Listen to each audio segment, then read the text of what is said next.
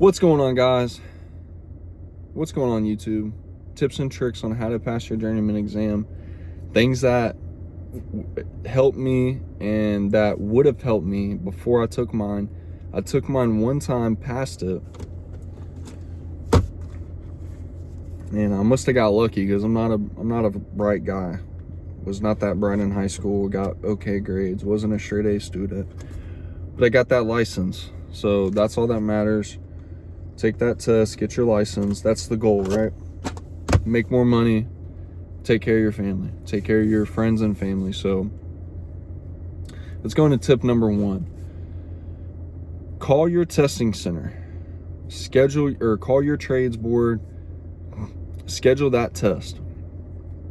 Now, from the time you go up there, you talk to the people, you fill out the application, you have a year to schedule your test. So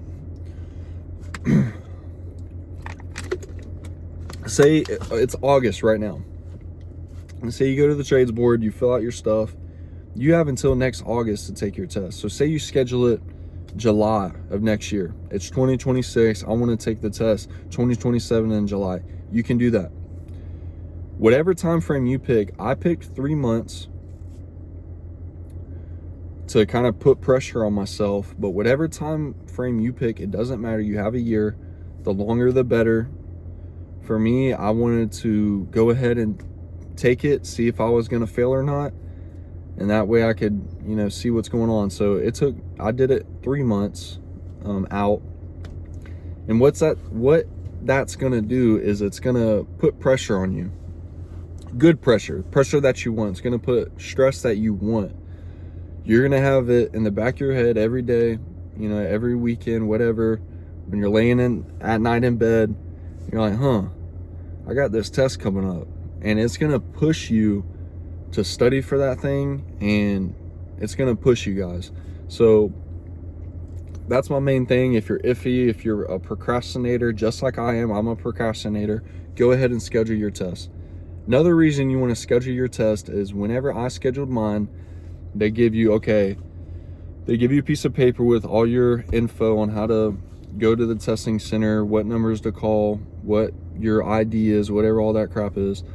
But they also give you a layout of what's going to be on the test. For me, it was 70 questions, 3 hours, and they break down on which section is going to have, for example, wiring or protection and wiring, 25 questions or whatever. They're going to break down each section that's going to have, those questions in it. So that's why I did it. Or that's why I would suggest you do it. You get an idea of what's on the test. You get an idea of what to study for, how long, how many questions, and you put pressure on yourself. Number 2, second tip, would be find a person on YouTube. For me, it was Electrical Code Coach on YouTube. Find a guy that knows their stuff. Electrical Code Coach is probably the best one out there. He breaks down every single question that they're going to ask you, every single calculation. He breaks it down into a form you can understand, into a way you can understand. If you're slow like me, you need someone like that to break things down for you. And you could pause the video, you can rewind the video. It's really helpful. And the way I did it is I had my notebook, I had my code book, and then I had my laptop. I was watching him, writing stuff, flipping through the code book, and going over these questions with him. And it's going to help you guys. It really will. It's going to build confidence. It's really the main thing is it's going to build confidence. You want to build confidence before you go into this test. If you go into the test and you're unconfident, you're most likely to not do as well. And that's all you're trying to do. You're trying to build confidence, and you're trying to figure out the best edge to pass this test, because the test is designed to trip you up. The test is designed to, they're trying to sell you a course. They're trying to sell you a test. They want you to fail so they can sell you more tests and make more money off you. So just remember that. Don't sweat it. Don't stress about it. And yeah, so that was the second thing is, yeah. Third thing,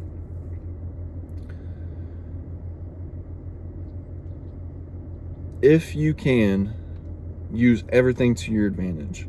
Call the testing center, say, hey, what can I bring in for my electrical, exam? What is everything I can bring in? They might let you bring in your uglies. Mine didn't. I tried. I thought they were, but they didn't. So call and see, can I tab my code book? Can I highlight my code book? Can I write notes in my code book? Ask them anything. Don't be afraid to ask them, because every little thing that you have to your advantage and you can use to your advantage in your county, your state, that's going to be the best thing for you. So I wrote notes in my code book, or I didn't write notes, I'm sorry. I tabbed my code book and I highlighted my code book. And that is going to help you. That is really going to help you, especially the tabbing. That helped me a lot. It says, hey, box fill. You got a tab that says box fill. You can just flip it. You don't have to try to remember the article, try to go through your table. That's time. And your main thing is time. You want to answer these questions, the ones that you know, as quickly as possible. And the ones you don't know, you want to mark them, skip them, and come back to them.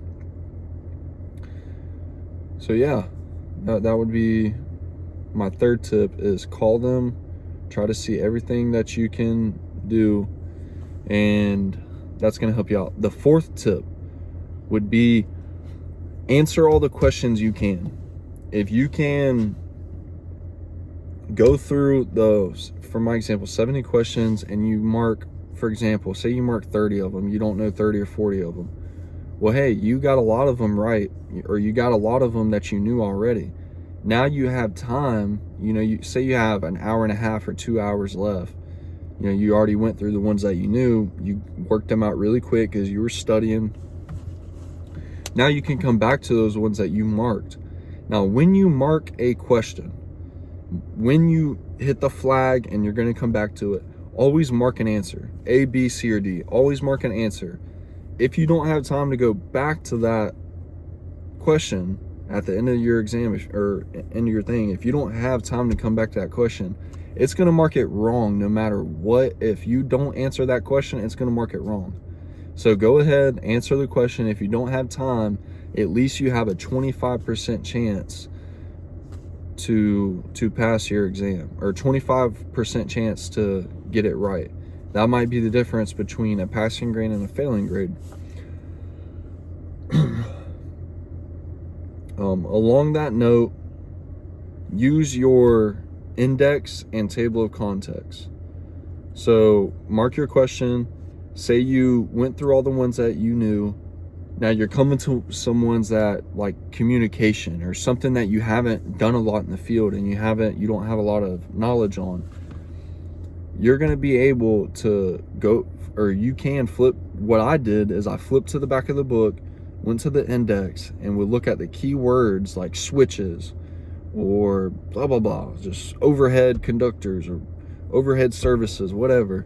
You can go to your index, find a key word in that question and look it up in your index and try to find which section, which article that it's going to be at. And that's going to help you out a lot. It helped me out a lot. There's many questions that I got to and I was like, what the hell? I've never even seen this before, never even heard of this word.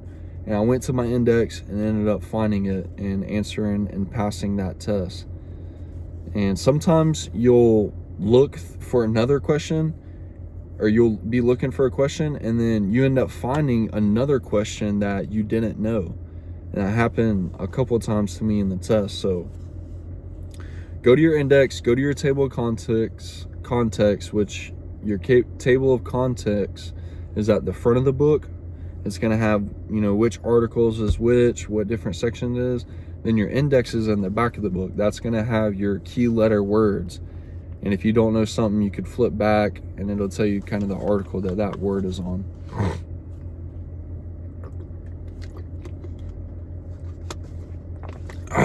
Throat's freaking hurting. Had to take a sip of water. But so yeah, the first thing is schedule your test, put some pressure on yourself. Second thing was, forgot, but basically, you guys can rewind this video, look back at it, and yeah, call your testing center, make sure you got everything that you can bring. Get a coach, get someone that you can learn from, do practice tests. That's going to help you out a lot. Do practice tests, build confidence. And the last tip I want to say is use everything to your advantage too. That was another thing I went through, is call your testing center, see what you can do. If you could tab your code book in your state, your county, do it. If you can bring notes in, if you can bring your uglies in, do it. Call them, see what you can use to your advantage. Now, the last thing I want to say is I've met plenty of people, been in the trade 10, 15 years, they can't pass their journeymans. It all comes down to how much work you put in, how much time you study, how much time you refine yourself, and don't give up. Don't sweat it. If you don't pass the first time, don't beat yourself up and say, hey, I'm never taking this test again. I failed once and that's it. Dude, there's many people that fail lots of times. You're not the only person that's failed. These tests are designed to get you to not pass it. They're designed to trip you up. The more tests they can sell to somebody, the more money they put in their pockets. So you got to think of that too. So don't beat yourself up. Don't think that, oh, I'm a bad electrician or I'm not smart or whatever. Guys, I'm not smart. If I can do it, I know you can do it. I know for a fact you can do it. Actually, I know 100% you can do it if I can do it. So yeah, don't sweat it. Don't kick yourself in the ass. Don't beat yourself up. You can do it. And just realize that they're designed to trick you up. You're just trying to beat an algorithm. You're trying to beat the system.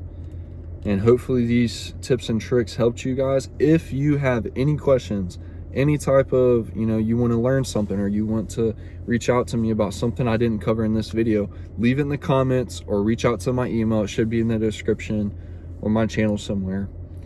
And I will help you guys any way I can. I appreciate you guys for tuning in. Have a blessed day. Peace out, guys.